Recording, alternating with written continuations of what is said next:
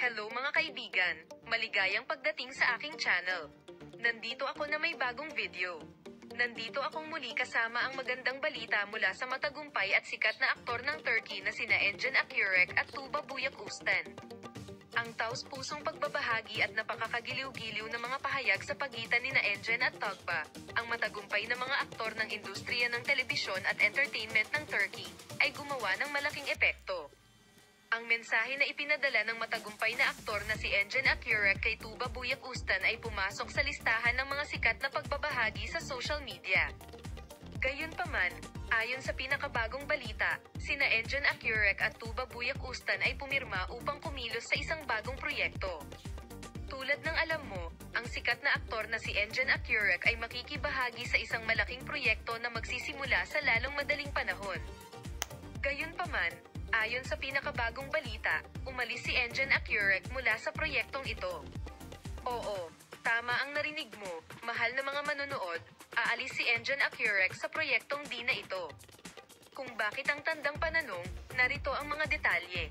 Ang proyektong pinagbibidahan ni Engin Akyurek ay isa sa pinakamalaking pamumuhunan ng Netflix sa Turkey.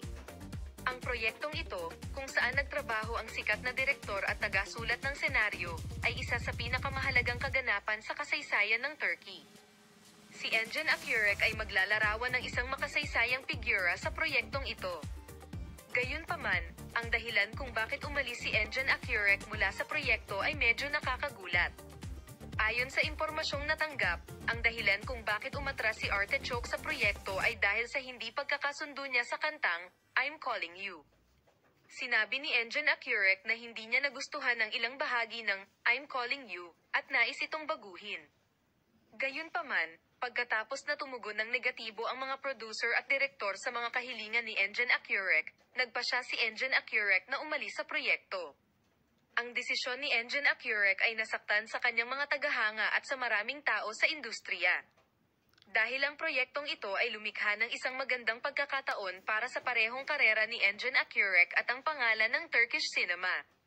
Ang katotohanang napalampas ng Artichoke Kurek ang pagkakataong ito ay nagdulot ng maraming haka-haka tungkol sa kanya. Manatiling nakatutok para sa bago at magandang balita mula kina Engin Akyurek at Tuba Büyük Üstün. Paalam, makita ka sa mga bagong video.